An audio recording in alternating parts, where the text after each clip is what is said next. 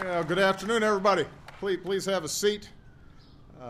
We are here today to celebrate a great American sport. And obviously, we've had this event scheduled for some time, and events have a way of intervening.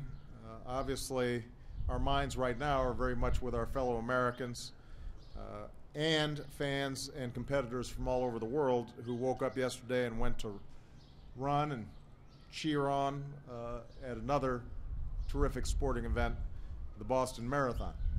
So I know the entire NASCAR family shares with me just an incredible sense of loss. We mourn the victims. We pray for their loved ones. And rest assured, as I said today, and will continue to say until it gets done, we're going to uncover whoever it is that was responsible for yesterday's cowardly act. We're going to find out why they did it, and they will be brought to justice. But one of the things that I firmly believe in is that America is strong and we are resilient, and we don't let such cowardly acts get in the way of our lives. And today we are here to congratulate Brad Keselowski for winning his first NASCAR Sprint Cup Championship, so give him a big round of applause.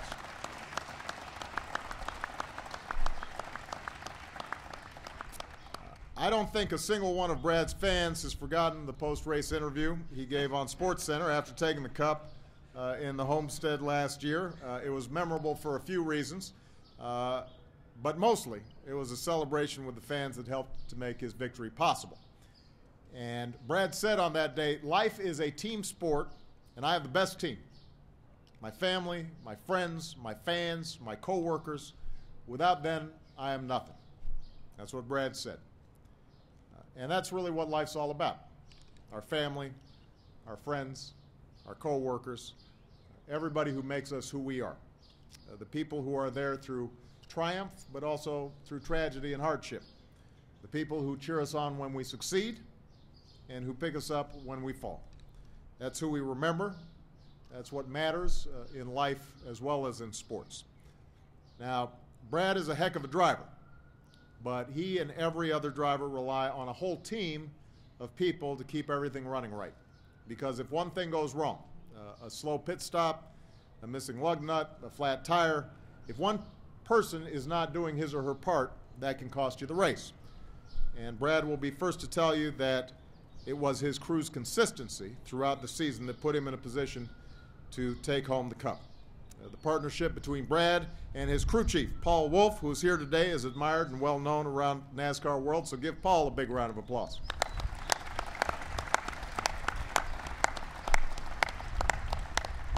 Their friendship, their teamwork, their desire to win it all kept the whole crew firing on all cylinders, especially in that final race. With the help of his crew, Brad brought home the first ever Sprint Cup Championship for team owner Roger Penske, who is something of a racing legend himself. So congratulations to Brad and Roger and Paul and all the Penske racing team. Congratulations.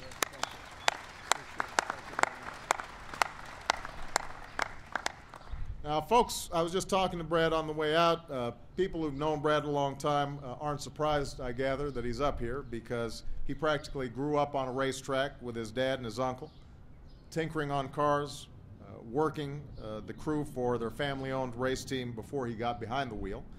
He had it in his blood from the beginning.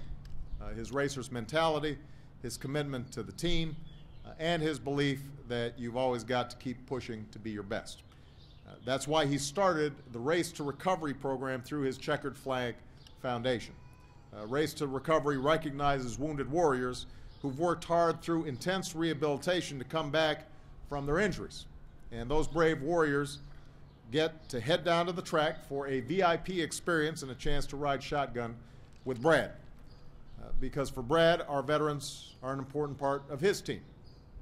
Again, I'm going to quote him. I couldn't do what I do on the racetrack without these men and women making the sacrifices that they do for me. So, Brad, I want to thank you for visiting with some of our wounded warriors later this afternoon.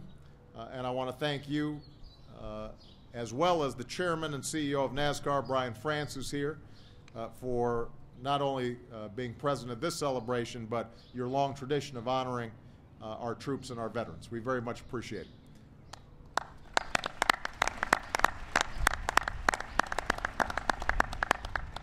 So none of us could do what we do without the men and women who sacrifice for us every single day, our troops, our veterans, and as we were reminded yesterday, once again, the first responders and National Guardsmen who run towards trouble without regard for their own safety so they can look out for ours.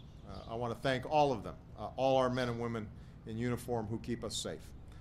But most of all, we're here today to congratulate Brad and his whole team. Best of luck as you gear up for this year's chase. I was just telling them I was getting tired of seeing Johnson all the time, and I understand that now Brad and Jimmy are going at it again. So I know that this is going to be a competitive race, a competitive sprint this year as well. And I know that all the drivers in NASCAR bring great joy to their fans, great competitive spirit to what they do every single day. It is a unique American sport, and we are so proud to support it. So, Brad, congratulations. Great job. Thank you very much. Appreciate it, sir. Thank you. Now I'm going to take a look at this spiffy car. Brad offered to let me drive it around the South Lawn, but Secret Service once again said no.